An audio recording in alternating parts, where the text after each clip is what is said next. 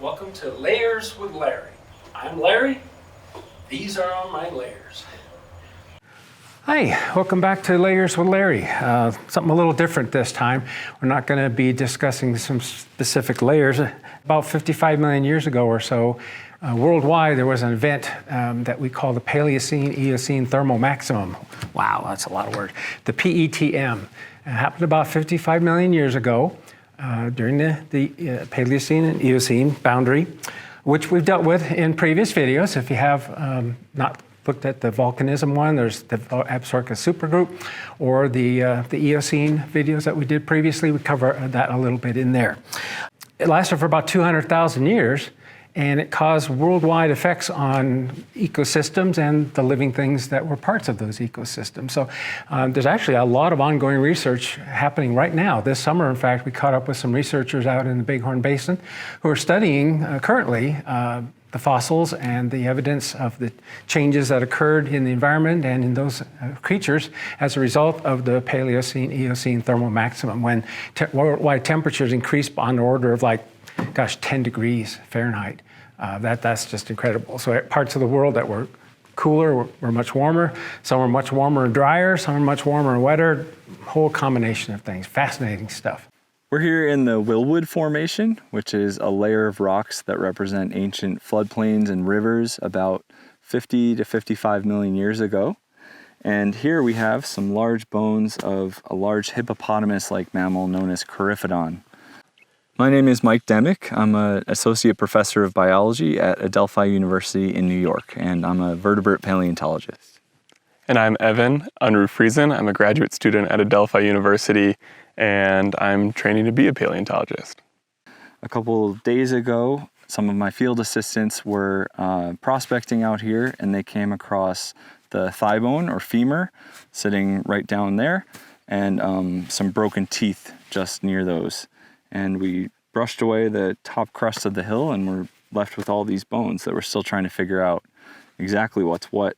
But we're putting on specialized glue and other preservatives before we start to excavate it fully. So bones that are found close to the surface like these tend to be invaded by roots and maybe burrowed by insects or other things. So we have to apply specialized adhesives to permeate inside the bone and stabilize it. After that, what we'll do is apply a coating of toilet paper or paper towels as a buffer or a separation layer. And then we'll use this medical bandage. It's just fabric embedded with plaster on it, and cover that over the whole bone. Let that dry for a bit, excavate around it, and flip it over, and then cover the other side with that same exact process. And that'll create a stable shell around the fossil, so it can be transported back to the lab all the way in New York, and then very carefully excavated with all of the material removed from it. So we're looking at a fossil here of Coryphodon. It was the first mammal to get really, really big. For context, Coryphodon is about the size of a hippo, kind of a similar build, lived sometimes in the water, sometimes on land, kind of in and out of rivers or swamps. And so it's big, and it's significantly bigger than anything else at the time.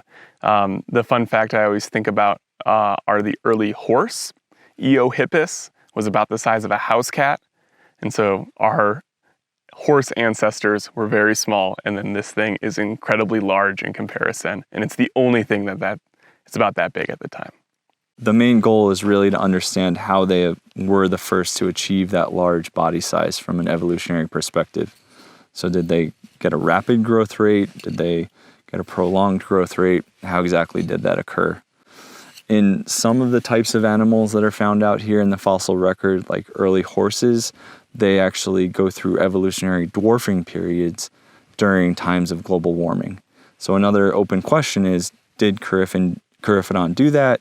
And if so, how did it achieve that dwarfing? Did it grow for slower or for shorter periods? One kind of smaller part of the project is, what was the surrounding environment doing, and could that have influenced that growth in any way? The big reason we're looking into that is that during Coryphodon's great, I guess, species lifespan, there were several periods of pretty intense global warming. So 5 to 8 degrees Celsius warmer, 200,000 years in duration, and Coryphodon lived through multiple of these periods. And there may be some evidence in other animals that growth size changes during these times. So did Coryphodon change? And if so, how did it? And that's the thing that really got me interested in this project, is how does a big animal live through climate change? And if we can figure that out for Coryphodon and see the strategies that it implemented, we can maybe move that forward and think about conservation of our large animals that exist today, things like rhinos or hippos or elephants. So one special thing about Coryphodon is it's not just common and abundant here, it's a whole Arctic distribution. So all across Asia, Europe, and even in Greenland and some islands around there. So it lived up near the Arctic Circle even. And that would be an interesting question to see if the ones further north grew differently than the ones further south. Further south you find them is around Texas. So excavating Coryphodon is a lot of work. You could spend a whole career just excavating them. It's really, really laborious. Luckily, paleontologists have been picking up Coryphodon skulls and bones and bodies for probably 150 years or so. And so museum collections have thousands and thousands of specimens around the world that are just a treasure trove of data for our project.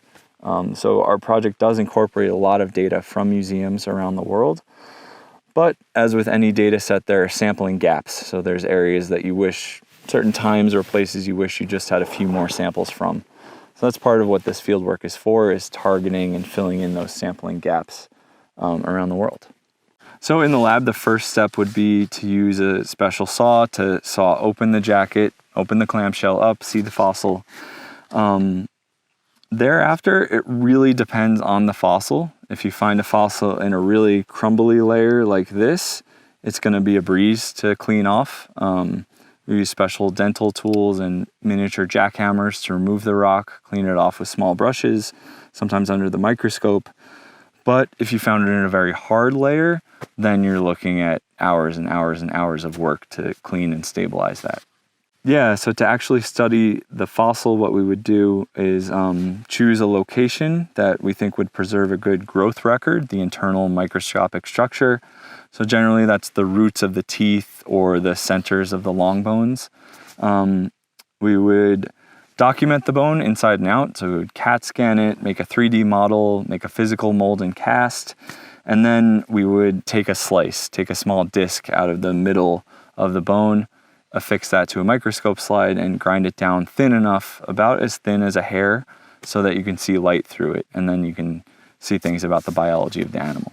Looking into the teeth, we can look at the different elemental composition of the tooth and the different ratios of those elements to get at things like habitat or diet or seasonality. And so the two that we're looking at are carbon, and with carbon we can look at the different types of plants Coryphodon may have been eating. Plants in different environments take on carbon differently through their photosynthesis process, or the process of photosynthesis. And so we can see subtle changes in that value that may mean Coryphodon was moving from one area to another as it was eating and picking different things to eat. Maybe during global warming, the plant that you really like can't really be successful in the area you are anymore, so you have to switch to a different product. Your Cheerios are out, so you gotta buy store brand, right? Something like that. We're also looking at oxygen, and oxygen can get at things like temperature or seasonality. We can, since we're going down the length of the tooth, we maybe have a several month period of isotope records from in any individual specimen. And so you can see things like seasonality, but we can also look at, are the high and the low points of like the overall values, are those changing too? So if it's getting warmer, we might see more extreme seasonality. We might see the lack of like winter or cold periods, or any other number of things that we can look at. So kind of pulling all of those things together with the body size, and we're trying to paint a pretty complete picture. So in this time just after the non-avian dinosaur extinction, so when all the dinosaurs went extinct around 65 million years ago as a result of the asteroid impact, in the wake of that, mammals just exploded in diversity, and a lot of lineages independently became very similar from an ecological sense. And some of those lineages convergently became like Coryphodon, later than Coryphodon, but in some way may have outcompeted them. They had bigger brains, is one example.